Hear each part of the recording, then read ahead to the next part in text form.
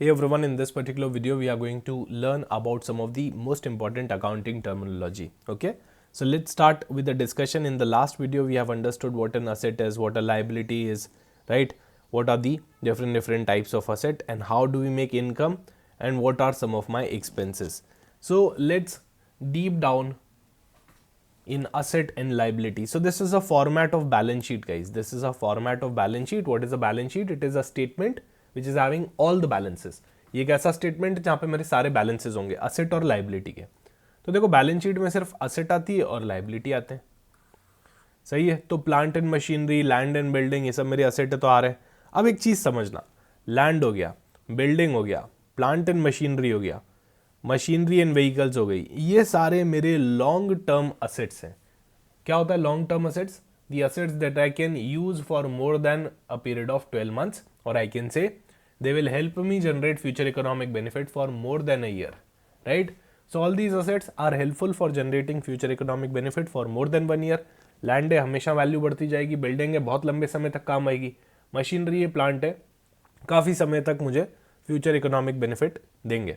So all these things are long term in nature and we call it as non current asset. क्या बोलते हैं? Non current asset. Currently नहीं है, non current है, लंबे time तक काम आएगी.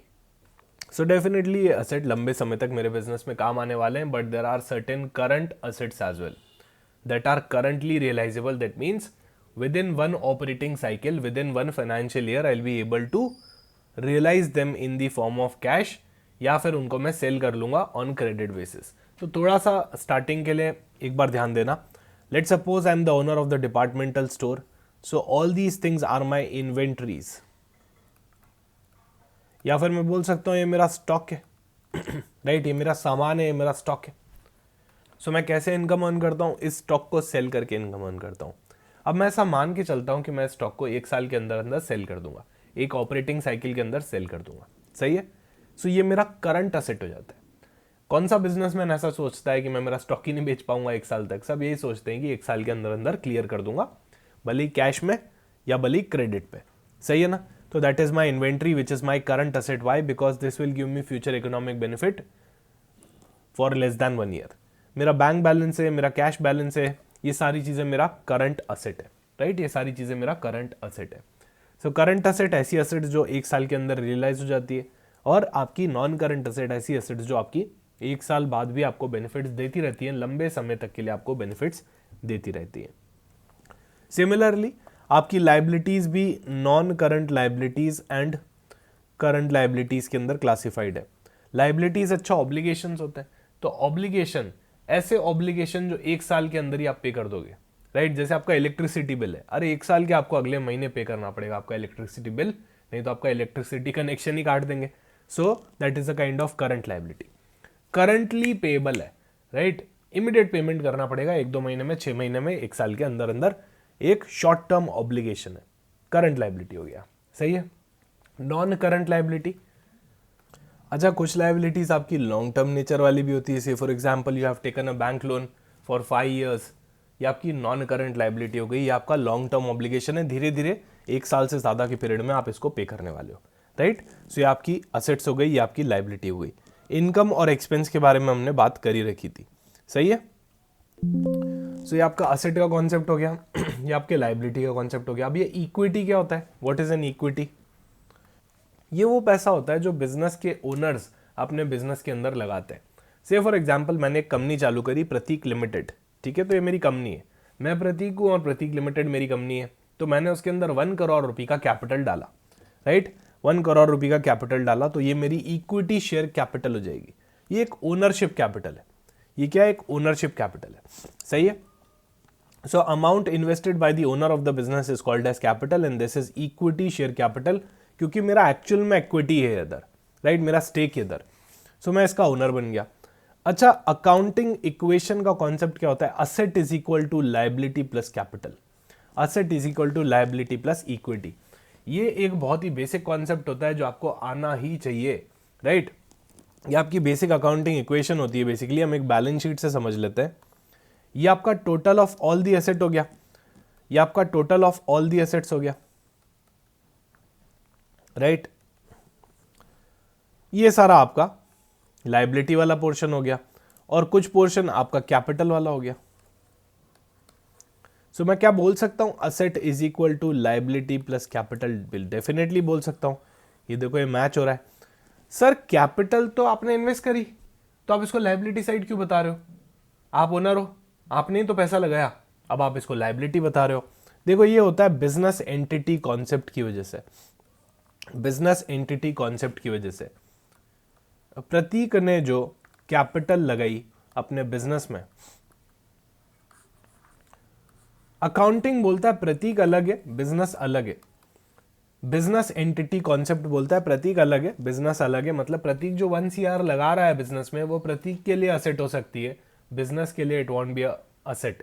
क्योंकि बिजनेस की तो रिस्पॉन्सिबिलिटी बनती है कि अगर ओनर ने 1 करोड़ लगाया है तो कभी ना कभी 1 करोड़ भी लौटा दे और उसके ऊपर प्रॉफिट भी कमा के दे हर साल, राइट। हर साल उसके ऊपर, चलो लौटाने की तो बात छोड़ दो, हर साल उस पर प्रॉफिट तो कमा के देना है। सो ये बिजनेस का ऑब्लिगेशन है that whatever your owner has contributed you have to pay it back with profits, right. So इसलिए कैपिटल आपकी लाइबिलिटी साइड में आती है, और अकाउंटिंग इक्वेशन क्या होती है, all the assets is equal to liability plus capital, right, is equal to liability plus capital. So हमने अकाउंटिंग इक्वेशन भी यहां पे कर ली है, सही है। और यहाँ पे मैंने आपको असेट की कैटेगरीज भी बता दी अलग अलग, कि फिक्स्ड असेट्स यानी कि लॉन्ग टर्म असेट्स, या फिर नॉन करंट असेट क्या होती है, करंट असेट क्या होती है, या फिर short term current asset, short term asset क्या होती है। और उसके बाद एक और टर्मिनोलॉजी, इनटैंजिबल असेट।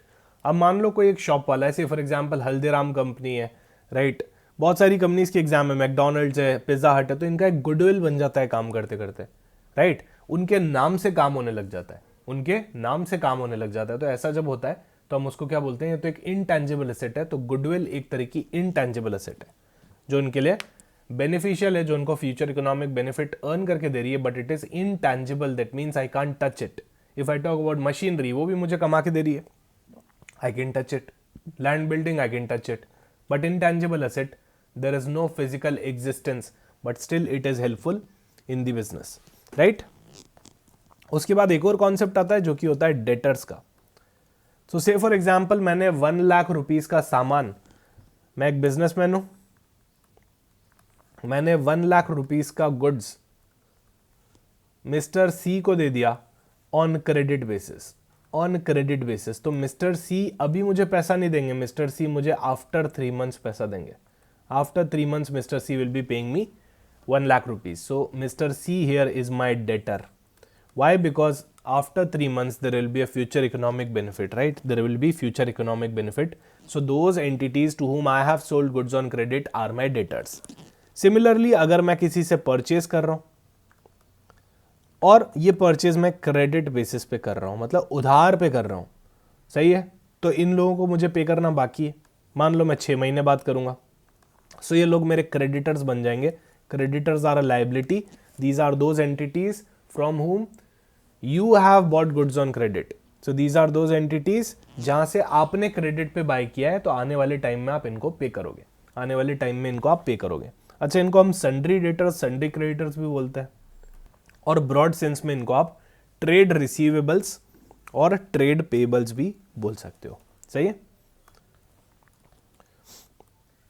सो यहाँ पे हमारा accounts receivable, trade receivables, trade payables. देखो ट्रेड रिसीवेबल्स मतलब मेरे डेटर्स होते हैं, these are the accounts from which money is receivable, इसलिए हम उनको बोलते हैं अकाउंट्स रिसीवेबल, सही है। सो कस्टमर से पैसा लेना बाकी है, तो मेरा क्या हो गया, करंट असेट हो गया। क्योंकि जनरली बिजनेस में हम 30 day, 60 day, right, 45 day, 90 day credit period दे देते हैं, तो जनरली वो मेरे करंट असेट्स ही बनते हैं, राइट, और क्रेडिटर्स मेरी करंट लाइबिलिटीज बनती है, सही है। अब जो मेरे फिक्स्ड असेट्स हैं, इनके ऊपर डिप्रिसिएशन भी लगता है। क्या लगता है, डिप्रिसिएशन भी लगता है। क्यों लगता है सर डिप्रिसिएशन? अरे भाई तुम बिल्डिंग को यूज करोगे, 20 साल बाद पुरानी हो जाएगी। तुम टेबल को, चेयर को, एयर कंडीशनर को, लैपटॉप्स को यूज करोगे तो ये पुराना हो जाएगा। आज मैं अगर ये लैपटॉप 1 लाख रुपए में लेके आया, 2 साल बाद क्या इसकी वैल्यू 80,000, 60,000 नहीं हो जाएगी? हो जाएगी। Why? Because of normal wear and tear, because of technological obsolescence, ये चीजें पुरानी होती जा रही है, राइट। सो फिक्स्ड असेट्स की वैल्यू गिरती है over the period of time, fixed assets की वैल्यू गिरती है, उनको हम बोलते हैं डेप्रिसिएबल असेट्स। ये सारे टैंजिबल असेट्स हैं, उनके ऊपर क्या लगता है, डेप्रिसिएशन लगता है, क्या लगता है? डिप्रिसिएशन, क्योंकि उनकी value over the period of time गिर जाती है, राइट? सिर्फ एक ही ऐसी फिक्स एसेट है जिसकी वैल्यू कभी नहीं गिरती, वो होती है आपकी land, right? Land is a appreciation वाली asset, it is not a depreciation वाली एसेट। सही है? तो डिप्रिसिएशन का मतलब fall in the value of fix asset.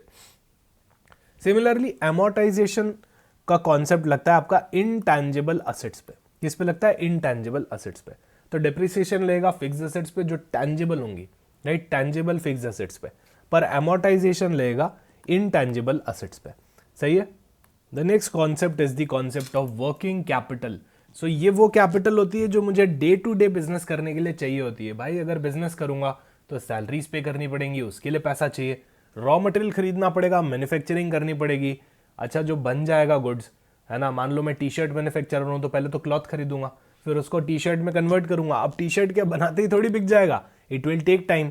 सो वो टाइम भी, वहाँ पे भी मेरा पैसा ब्लॉक रहने वाला है। अच्छा, मैं उधार पे भी सेल करूंगा, डेटर्स को भी सेल करूंगा, सो ये सारी चीज़ों में मेरा पैसा ब्लॉक रहने वाला है। सो कितना पैसा मेरा एक टाइम पे ब्लॉक्ड है बिजनेस के अंदर, that is the concept of working capital, जिसको हम बोलते हैं ये हमको डे टू डे काम करने के लिए चाहिए होती है। So that is current asset minus current liability. Current asset में से करंट लाइबिलिटी को हटा दो, आपकी वर्किंग कैपिटल आ जाएगी, राइट?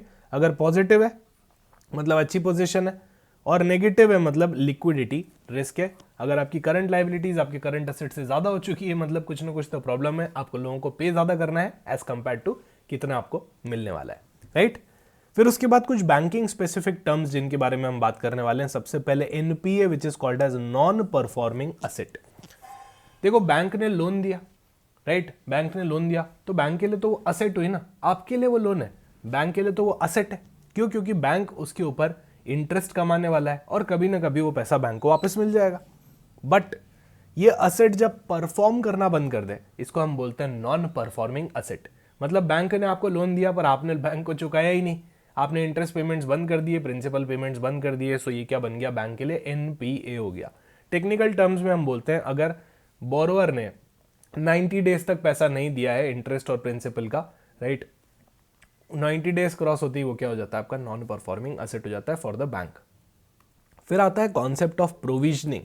प्रोविजनिंग मतलब setting aside an amount to meet a future possible expense, future possible loss. Say for example मुझे लग रहा है मुझे आने वाले 6 महीने में कोई नुकसान होने वाला है, या मेरा 6 महीने बाद कोई एक नया खर्चा आने वाला है, तो मैं क्या करूंगा? अभी से प्रोविजन बना लूंगा ना। जैसे हम करते हैं, हमको पॉकेट मनी मिलती है, मान लो आपका अगला खर्चा आने वाला है 6 महीने बाद, आपको लगता है कि आप हिमाचल की ट्रिप पे जाने वाले हो, राइट? सो आप क्या करोगे? अभी से प्रोविजन बनाना चालू कर दो, अभी से अमाउंट सेट असाइड करना चालू कर दोगे, तो that is a kind of provision. Business के अंदर भी हम प्रोविजन बनाते हैं क्योंकि हम प्रूडेंस कॉन्सेप्ट को फॉलो करते हैं। कंटिंजेंट लाइबिलिटी, ये एक ऐसी लाइबिलिटी है जिसपे हम श्योर नहीं है। से फॉर एग्जाम्पल मेरे ऊपर किसी ने लीगल सूट फाइल कर दिया, किसी ने केस फाइल कर दिया फॉर एग्जाम्पल, ठीक है, भगवान ना करे ऐसा हो, पर मान लो हो गया। सो ये मेरी लाइबिलिटी हो गई। क्या मुझे उसको पैसा देना ही है? मान लो 1 करोड़ रुपए का लीगल केस फाइल कर दिया, तो क्या श्योर हो गया कि मुझे पैसा देना? नहीं भाई, अभी court is there to take care of the decision, so the case is pending with the court. So as of now, this is a contingent liability for me. This is not an actual liability. This is a contingent liability for me. सही है? मतलब होगी या नहीं होगी वो वक्त बताएगा, वो अभी नहीं डिसाइड कर सकते because the judgement is pending. जो कोर्ट बताने वाला है कि ये एक्चुअल में लाइबिलिटी बनने वाली है कि नहीं बनने वाली है। सो मान लो बैंक है, उसने गारंटी दे दी, एक बैंक ने गारंटी दे दी किसी के बिहाफ पे, तो अगर सामने वाले पर्सन ने पे ही नहीं किया, मान लो बैंक ने मेरे बिहाफ पे गारंटी दे दी किसी और बैंक को, राइट, HDFC बैंक ने मेरे बिहाफ पे गारंटी दे दी SBI बैंक को कि अगर ये नहीं पे करेगा तो हम बैठे। तो जब अगर मैंने नहीं पे किया तो HDFC बैंक पे करेगा। जब तक मैं पे कर रहा हूं तब तक HDFC बैंक के लिए कंटिंजेंट लाइबिलिटी है, उसको पे नहीं करना, पर कभी भी पे करना पड़ सकता है depending on the future, right? जैसे ही मैंने बंद किया वो उसके लिए क्या बन जाएगी? एक एक्चुअल लाइबिलिटी बन जाएगी। कंटिंजेंट लाइबिलिटी कंटिंजेंट होती है, अभी श्योर नहीं होती, इसलिए हम इसको कभी भी बैलेंस शीट में नहीं बताते, बट हम इसको डिस्क्लोज करते हैं in the notes to accounts. कहाँ पे डिस्क्लोज करते हैं? In the notes to accounts. Rest of the terminologies infographic की हम अगले आने वाले वीडियो के अंदर डिस्कस करेंगे, जब मैं आपको स्पेसिफिक बैलेंस शीट और P&L अकाउंट पढ़ाऊंगा। Thank you so much guys.